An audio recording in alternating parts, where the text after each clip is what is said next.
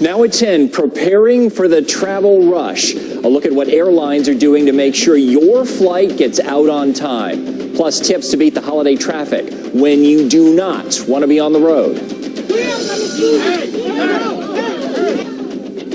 New fines for bad behavior on planes. Is it enough to convince people to keep their cool? Plus, she is back from Olympic trials and preparing for her trip to Tokyo. It hasn't even hit me still.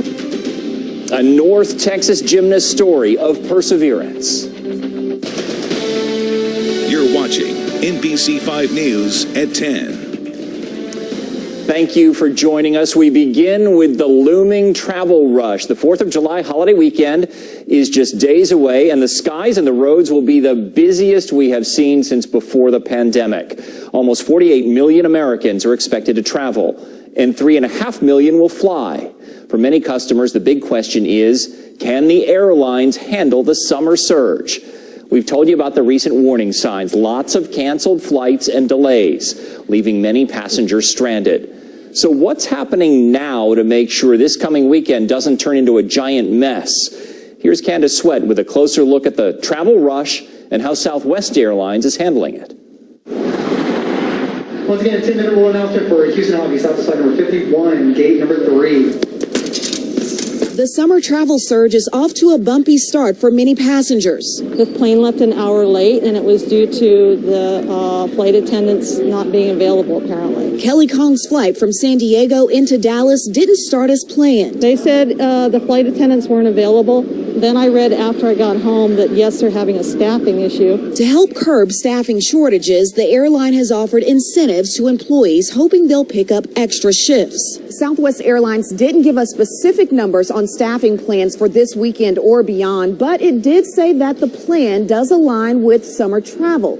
And the airline plans to increase overtime pay for its employees the first week of July. The president of the Southwest Pilots Association says pilots are helping by taking on twice as many flights than normal, while hundreds of pilots called back from long-term leave go through the requalification process. Airport spokesman Chris Perry says travelers can help. We're asking that people show up at least 90 minutes in advance because it has been a little bit. We've seen the last couple weekends there have been some longer lines, at the ticketing wing, at the checkpoint, at some of our restaurants. Ultimately, passengers should know work is being done to accommodate their desires to get back in the air. In Dallas, Candace Sweat, NBC 5. Southwest, of course, isn't the only airline that's been having issues today. American, United, and Delta all reported at least some delays and cancellations. But according to FlightAware.com, Southwest canceled the most flights, and more than 40% of its schedule was delayed. The airline sent us a statement that reads, in part, as of 9 p.m., we've canceled just more than 120 flights, all attributable to storms across the middle of the continent. This is below average for a summer day when thunderstorms are a factor. We should note only 3 of the canceled flights were out of Love Field. If you're hitting the roads this weekend, AAA says plan ahead. They are expecting more than 91% of holiday travel will be by car. Analytics company InRix looked at the worst and best times to travel. Their advice: avoid driving on Thursday and Friday afternoon, along with midday on Monday. That's when you'll hit the worst of the holiday traffic. And here's another thing to keep in mind. Gas prices are going up. The national average has risen to $3.10 a gallon. That's up more than 42 cents from last year. But if you're staying here in Texas, prices are a little bit lower. The average here is $2.79. Of course, Rick is keeping an eye on our holiday forecast. Everyone always wants to know, Rick, what are the chances of rain looking like? Well, I think, Brian, parts of Texas will look a lot like what we did today on the 4th of July. Spotty thunderstorms. Some areas picked up over 1.5 inches of rain, while others barely got a drop. All of the rain that we had earlier today, most of it is gone. A couple of stray showers out towards Mineral Wells, but the coverage has definitely decreased. So we had those pop-up showers and storms, and it was muggy, a little bit on the warm side. High temperatures were in the lower 90s and upper 80s. It's actually a little bit below normal.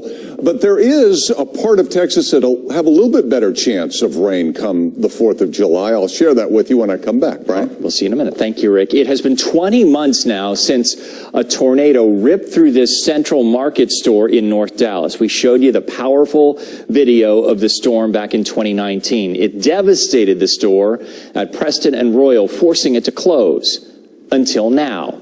Here is what the store looks like after more than a year of recovery.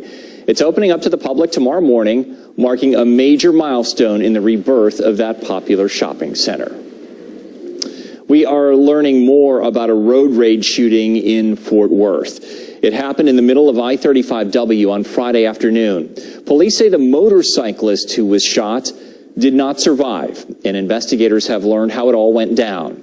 They say the man on that motorcycle was driving in between lanes of traffic. Another driver in an SUV started to change lanes and didn't see him. The man on the motorcycle parked in front of traffic and walked toward the SUV, pointing a gun at the driver. The driver told him to put the gun down because he had his children in the vehicle. The motorcyclist kept walking forward. That is when the other driver opened fire.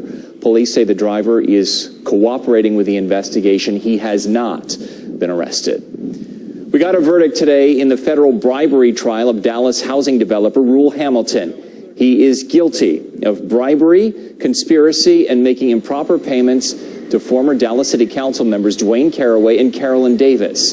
Davis died in a 2019 car accident after pleading guilty in this same case. Caraway is in prison from a different case. Hamilton's sentencing is set for November. He could receive up to 25 years in prison. Now to the latest in the pandemic. The Delta variant is gaining ground and now accounts for 26% of COVID cases in the U.S.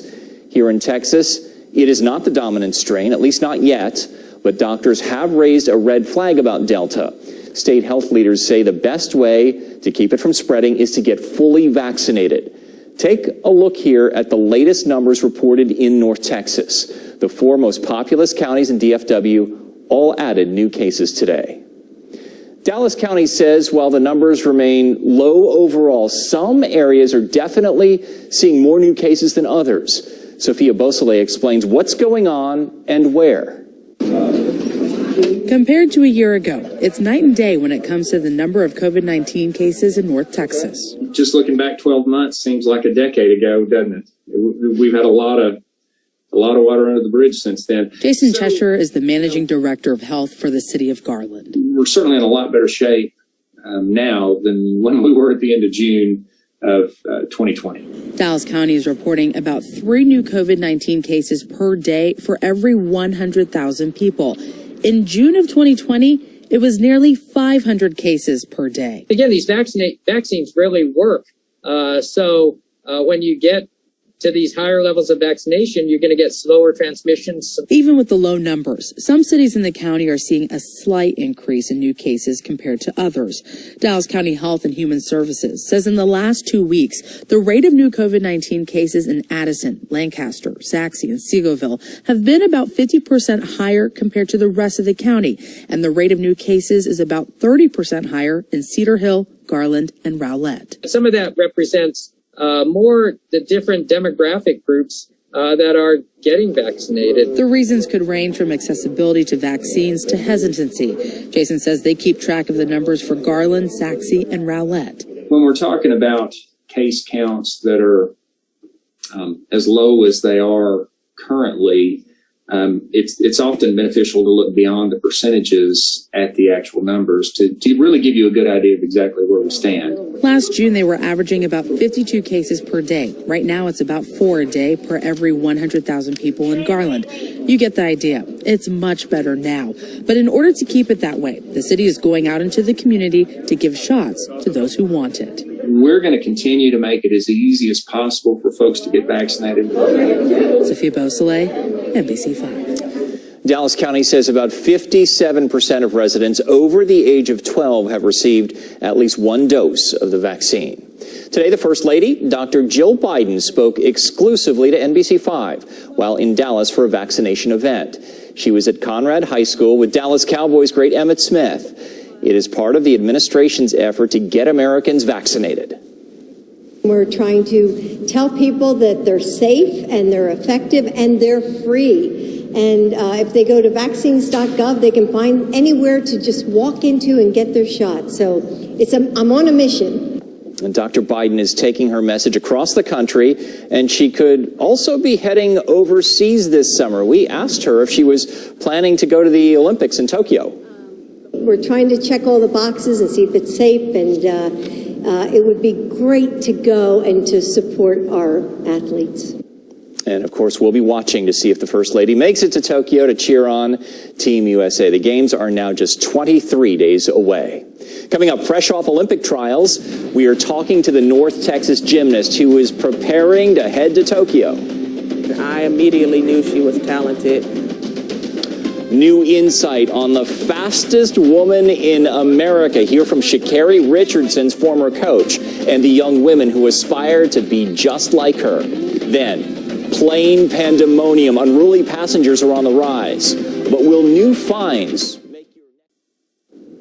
American flags are popping up all over Irving just in time for the 4th of July. All week long, hundreds of volunteers will be placing some 40,000 flags in front of homes, businesses, and places of worship. It's happening along more than 10 miles of MacArthur Boulevard as a sign of unity. If you happen to be new to North Texas, they do this every year in Irving, and it's a very special site, so take a drive down MacArthur, as in General Douglas MacArthur. Thank you for staying up with us. We'll see you tomorrow. Jimmy Fallon's coming up next.